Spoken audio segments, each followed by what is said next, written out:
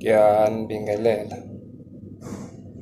njengoba-ke ngangithembisile ukuthi ngizobuya ngizokhuluma ngalento ekuthiwa ijele,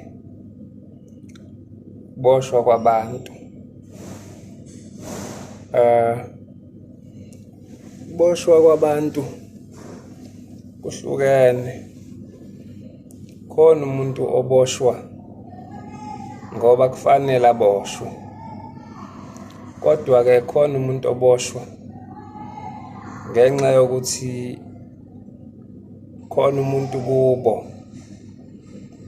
owafela ejele. Sikuhlukanisa kanjani lokhu? Umuntu oboshwa ngoba elenzile icala, uthi mawulandela ukuthola ubufakazi bokuthi cha, le ndoda noma lo muntu wesifazane cha ulenzile icala. Kodwa umuntu onjalo uye futhi uphinde ubone ukuthi uma esephumile sesiqedile isigwebo sakhe, uyaba novalo ukuphinde enze elinye icala. Bese kuthi-ke lo oboshwa ngenxa yokuthi kunamacala kubo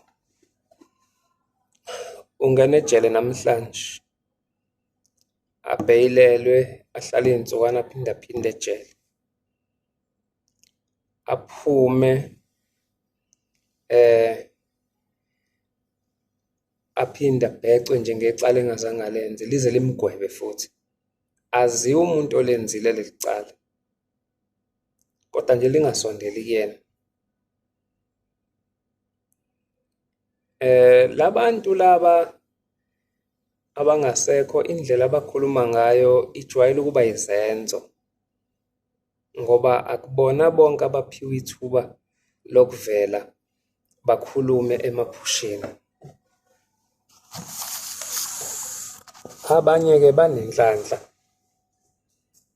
yokukhuluma ngamaphupho. Bakhona-ke abanjalo, asho umuntu ukuthi ningibona nje ngafela ejele, ngicela ningilekelele ngiphume la. Ngiyakhumbula ngelinye ilanga sisesitimeleni esasisuka eSiphingo siya KwaMashu, ngiyaphosisa saseThekwini. Ibanjiwe inkonzo yamaNazaretha la. Abesethi ubaba owayekhuluma kungenzeka unathi la,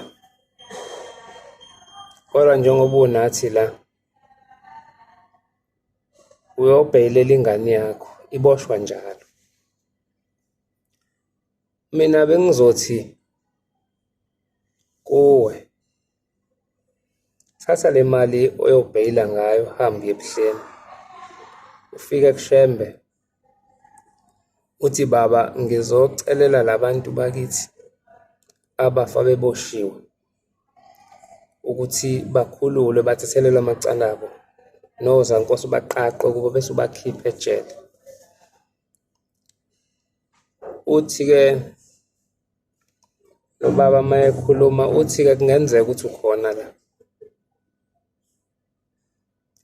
Sahamba-ke isitimela, sithe masifika eBriya esethi uyehla lo baba, kwase kuza umama kuye.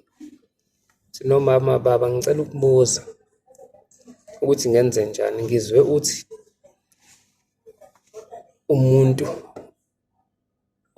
ola oyobheyilela ingane yakhe uma ekhona buzothi athathe imali ayothenga imbuzi ebese eyokhipha abantu bakuba ababoshiwe ebuhleni. Njengoba ungibona la esikhwameni ngiphethe u-6,000, lo 6,000 ngiye wesivili. njengoba ngiye wesifini nje ngiyobhekelela ingane yami, iboshwa njalo. Uthi-ke lo baba, hhayi mama, mina bengikhulume ngikuphiwe, angazi kukuwena ukuthi wenze njani, kodwa uma unesifiso sokukwenza, hambe enandarenki ufune iy'moto eziya ebuhleni.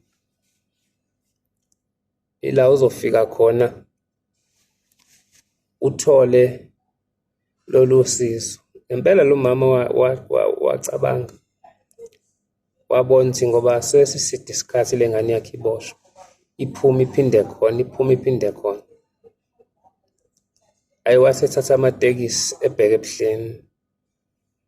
Impela wafike wayithenga imbuzi wayesebuhleni, wafike wakhuluma ukukhuluma ukuthi njengoba la uzokhipha abantu bakubo abafa beboshiwe. Wayesegoduka ongabusayo kwesifini. Uthi-ke mayesebuya, mayeselele, kuvele ikhehla. Lathi awu ngiyabonga mntanami. Uthi mina obenza le ngane yakho iboshwe njalo. Mina ngafela ejele. Uthi buka namhlanje ozankosi ushembe ungiqaqile. Uthi sengikhulelwe ngeke iphinde iboshwe le ngane yakho. Into enjalo-ke engikhuluma ngayo. Agcwele nje amajele abantu abaphila enyameni. Kahle kahle akubona abantu abaphila enyameni abasemajele. Abantu abaphila emoyeni abazala bonke laba bantu abasejele. Uma-ke nawe unenkinga ethi ayifane nale yokuboshwa kwabantu, bengena bephindelele ejele, awusukume wenze lento engiyishoyo, ngoba zikhona iy'nkantolo emhlabeni zokuthetha amacala abantu abaphila enyameni, kodwa ukaze uzwe kuthiwa khona inkantolo yamacala yabantu asebephila emoyeni ngoba bafa benamacala.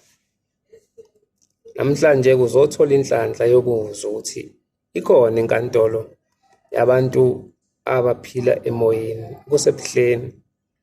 Ijaji lakhona uShembe uNyasilezulu. Ngiyakufisela lokhu ungakuthathi light. Abaningi sebesizakele ngoba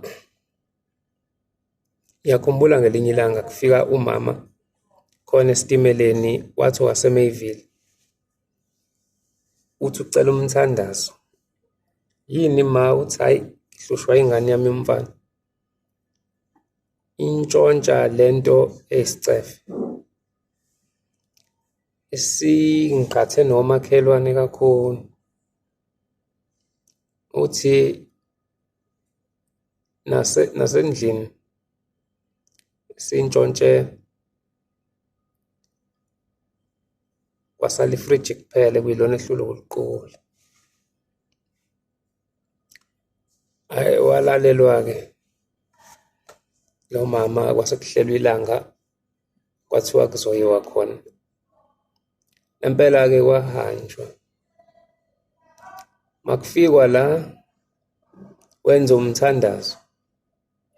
Kwathi kusahlatshelelwa nje wayeseshayeka phansi lo mama. Mayeshayeka phansi kwase kukhuphuka ikhehla kuye. Labingelela kwavunywa. Lase lithi lo olelela phansi indodakazi yami mina nguyise. Le ngane anibizele yona enalutho. Uthi le ngane le ingenwe yimina, mina ngumkhulu kuyo. Ngangenza konke okungalungile ngisaphila emhlabeni. Uthi nibona nje ngoLesihlanu kade ehambile nabangani bakhe beyokweba eChatsworth. Uthi badutshulwe bonke abangani bakhe, yena ngimsindisile ngoba ngizwile ukuthi unini useze wavuma ukunibiza. Hawu baba, yini wenza umzukulu wakho kanje? Sekuyabuza. Kwakubhalwa phansi futhi yonke le ngxoxo ukuze lo mayisevuka atshelwe ngoba uzobe engayazi lento ade eyikhuluma. Uthi-ke lo mkhulu okhuluma kumame, mina ngemisebenzi yami ngafa ngaboshwa. La kade ngiboshwe khona besibaningi kakhulu. Uthi kodwa bekulokhu fika indoda ekuthiwa uShembe, ifike ithathe ngamunye ihambe naye, ngaze ngasala ngedwa. Uthi ngibe sengiyibuza ukuthi hayi ngeke, mnumzane, wena labantu obathathayo ubayisaphi? Futhi ubani? Uthi yathi le ndoda mina nguShembe, inkosi yamaNazaretha. La bengibathathayo emhlabeni sekusukuma iy'ngane zabo eziphilayo zaya ebuhleni, zafike zakhipha umnikelo, zabacelela intethelelo nokuthi bakhululwe ngenxa yezono zabo ababezenzile. Uthi-ke sengibathethelele njengoba sengibathatha nje ngibaphindisa le. Manje wena awunayo ingane yakho esihambile yaye ebuhleni yayokunikelela yakucelela intethelelo. Nawe uma ufuna ukukhululwa, enza njengalaba. Thuma ingane yakho ihambe yokunikelela ebuhleni, ikucelela intethelelo mntanami, uzothethelelwa. Uthi-ke lo baba ngibe sengingena kule ngane ngayenza yonke imisebenzi kade ngiyenza. Le ngane ayinalutho. Into engifuna kundodakazi yamayenza akathatha inkomo, ahamba ebuhleni, afike kuShembe unyazi lezulu. Kwakusewuthingo ngaleso sikhathi. Angicelela intethelelo emacaleni onke ngawenza. Ngizobe sengiyathethelelwa-ke le ngane ngeke iphinde iyenze lento. Lokhu-ke engikukhulumayo kuyisikhanyiso sokuthi ungabona umuntu enza izinto ezimbi kakhulu, uze umjaje wena. Kungabe ofebayo aza kushiwo kanjalo kuthiwa uyafeba usibanibani. Ukuziphatha kahle komuntu nokuziphatha kabi kulele ekutheni umbethwe abantu abanjani. Bayagezeka-ke abantu, ikhona insipho yokubageza. Njengoba uNkulunkulu wehla wahlala nabantu emhlabeni, akufanele ngabe sidliwa izinto ezinje. Ubona kugcwele amaphara nje, lezi ngane aziwona amaphara, kodwa ziveza usizi labantu bakubo abalele othulini lomhlaba, ukuthi kahle kahle okhokho bethu banje la bekhona bahluphekile. Okhokho bethu babedla izidakamizwa, okhokho bethu babeza igebengu. Omunye ungenwa ubugebengu nje ngenxa yokuthi laba bambethe babeza igebengu. Uma-ke unenkinga enjenganale, nasi isixazululo. Thenga imbuzi encane nje. Uma ungenayo imbuzi, uyaya kuNkulunkulu ungenalutho, uye nosizo nalo, ngisho ngabe unosheleni, ubeke umnikelo wakho lapha endlini, ukhuleke kuwo usazoya, ubike konke, ucela uNkulunkulu akwethule kona, uzokuthula. Bese kuthi-ke ngeSabatha bese ufike ufake embengeni, uyofika ukhulume lonke lolu sizi okade ulubika lowo mnikelo wakho. Kodwa le yokuboshwa kwabantu iyophela mhlazane nakwenza lokho engikushoyo. Ngiyabonga.